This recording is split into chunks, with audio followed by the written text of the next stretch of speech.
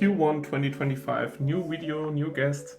Toby joined me today, and before we head off to London, let's go through some of our highlights that happened in Flesh and Blood. This could be emotional moments, interesting gameplay decisions, or just highlights like a really huge damage output. Yeah, for me it was in Prague meeting and playing against Jacob Bertrand from Fealty. It wasn't commoner, so it was a fun game nevertheless. He didn't play Bravo, so I wasn't starstruck, but that's just for me. How about you? What was your impression of Prague? Oh, I really liked Prague. I was impressed by how many people were there that came and played. And noticeable for me was also that a really good vibe was there, because there was no meta, because it was sealed. Nobody was meta angry. It was really a very good vibe in total. And yeah, some really good moments. Happy opening a really new and exploring a new set like the Hunted. And when I watched the stream on my way home from Prague, one interaction in specific just wouldn't leave my head. Yes, facing a dagger for 1 and 3 life, blocking for 6, I guess. Because he was anticipating obviously attack reactions, but Simon Nielsen shows him that a Fealty token can also meet the condition for a starting point and giving it go again. And he can't believe it. Look at him. He's reading the card over and over again. Yeah, also I've never seen a limited dagger for 1 with go again. But there we are. So this play I really like on so many levels. The Jarl is attacking with Frost Fang, right? On hit discard or pay 1. And the Kassai player can block it out if he wants to, but he chooses to block only 3, take damage, and pitch the Raisin army for like the late game, because he knows against Jarl I need this card, and look at that, like so many soldiers in the end game. So pitching that in the early game was the right decision, that he has this out. Yes, showing him his token collection. Jarl is desperate, trying to give him a frostbite. Is it enough? Where's the blizzard? So I just like this because it's great risk assessment and brave gameplay, taking damage, and because he knows against an Ice Guardian that card is simply too valuable to block with. And then again, just finishing what he started. I just left it in because I wanted all soldiers to attack. Alright, here we have Victor versus Nu. Victor blocking with his civic steps. Always a mistake. It's always a mistake. And yeah, you can say it's Achilles heels of Guardians in general. So weakest links for 6. Against Nu in particular, and here he is using a lot of cards to block, only playing the sigil, so he has no attack, right? So the quicken token is not gone, so we can have him another round. Carry him over the... Yeah, he wants to remove him. No, that stays there until you attack. Yep. And then you can see 3 cards left in hand, and still want to see some huge damage output. Just watch Guardians play a lot of strong blue attacks and let them block with civic steps, just not in the right moment.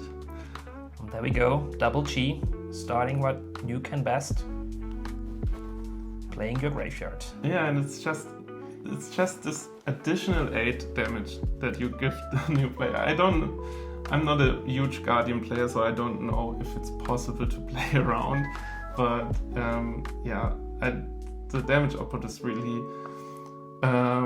in this play. He had 27 damage out of a 3-card hand, and he's giving him another quicken token as well. He didn't learn his lesson, did he? This is hard. Yeah, 27 damage, 3-card hand, and this is what happened in Toronto, and the same thing in this first 3 months of the year happened in Battle Hardened in Hong Kong. Here you can see. Same matchup. Same matchup, same mistake. You can't really say mistake, right? But it's so tough. If Nu gives go again, over go again out of these Macho Grandes. And this is a 33 damage turn. That's the point where the Guardian player can maybe choose a different equipment for his feet. Yeah, there's a new one in the new set. Maybe this one is an option.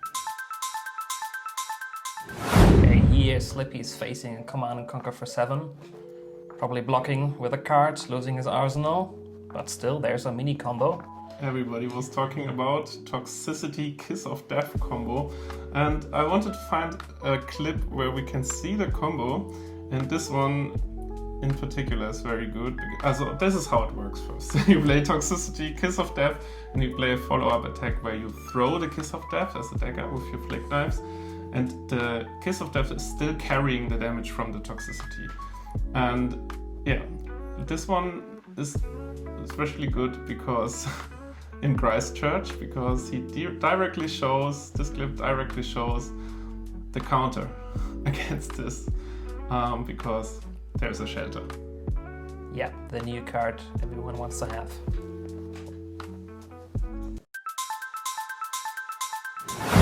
Okay, here we have Syndra doing Syndra things, throwing daggers, retrieving them. Or trying to retreat them, as we can see here, because he wants to retreat the dagger and then pass over banish the dagger from the grave. He still won though, right? Yeah, he still won.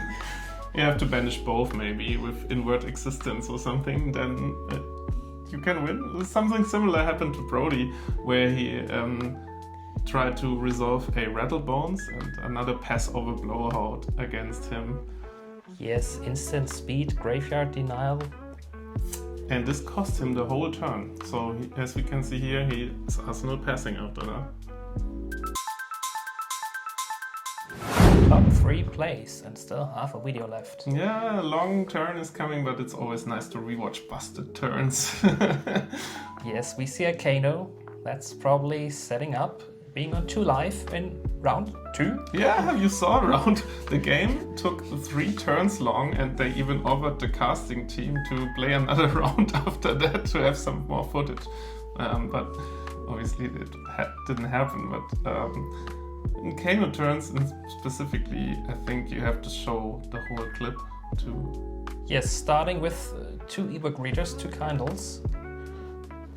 And it's not a typical just a combo turn. It's really on top 3 for a reason, because there's not only one placing Aether, there's coming a second one, and he's drawing a lot of cards, and the damage output is insane in this turn. Yeah, he's still digging, well, desperately. Facing a lethal attack, you can try to do what you can do. So the Kano player is already at 2 lives, so he has to go off with this attack, and sometimes if you're forced to do the thing, it doesn't work. So this is what I would hope for as a Bolton player here. Yes, showing his only interaction is preventing some of the damage. Nothing else you can do except watching Kano do his things. But he has powerful equipment too, Bolton, with the Spell Void equipment. So normally he should be feeling prepared at least. But nothing you can do if he is playing Open the Floodgate twice, drawing 4 cards in this turn, and even 36 life to begin with is feeling pretty comfortable, but now is the time where when I would face a Kano player at this point, yeah, you can see his reaction. Yeah. He's still going, drawing cards, doing stuff. Another 6, another 5, he's preventing one obviously, but this doesn't help. And then another spell is coming and another placing Aether is coming too. So, and the first placing Aether this turn, it comes for 66 damage. Yes, it's just one of them. Yeah, but he's already dead. And the second doesn't even resolve, but this is just such a powerful turn. Yeah, look at all these cards and dice. Another turn that only lasted 3 rounds. I think a bit more, but the 3 rounds are the important ones. We have Riptide against Zen. Zen player starting off great by... this is a final, by the way. He's starting off great by transcending the first turn, and then Riptide is coming at him with a strong Remorseless turn. Basically asking him, do you want to go to 6 and everything you play is going to give you damage, and then my traps are there too, and so it is a good on hit, right, for a Sen, because he normally is going wide. Yeah, that's the point. Calculating how much damage you can take, how many cards you want to play in the next turn. Gonna be tough. And at this moment, it seems like it's even, because the Riptide player could win, the Sen player could win, because the Remorseless effect is on the field, and go wide and trap damage, you don't know, right? But you can also, instead of going wide, go tall, maybe? There we see a car that is banned by now, even a Blitz. Yeah. Saving Needles, retrieving them, just too good. That's such a great fight. I don't go wide, I just come with Cosmic Awakening for 20. Yep, and take 1 damage. Before we continue to our first place, I had to include an honorable mention here. Toby? Yes, this is Max. Max is a hero that is not quite dead yet, doing what he can do, building the biggest mechanoid you've ever seen. Yes, that thing is 10 card tall and probably bulletproof. Maxler is the player, and I read so much from him about in the Purple Discord. Everybody was celebrating him. Even one comment underneath the YouTube video of the Battle Hardened was, this was the best moment in the whole event. Yeah, he must be so happy doing that. He's showing that Max is on the map, right? Speaking of heroes that are not dead and having the most amazing Reiner player here, the Brute Specialist, Toby. Yes, indeed. It was a close batch until that point. Florian a little bit ahead, sitting on 24 life, and Eugene playing his Bloodrush turn right now, thinking in the tank. What do you have? A lot of people commented on this in this play, and specifically the YouTube comments underneath the event were full of, this was a great play. I saw other YouTubers commented the whole game again and clipped the whole game because of this beautiful double Bloodrush. It was very risky though, right? Yeah, that moment you have 3 6s in your hand, and typically you look for Beast with it to maybe discard it and have another card in hand, so you're just 2 action points, card neutral. Discarding a 6 card here, can continue. Intimidating, and then look at this. What did he tutor for? Yeah.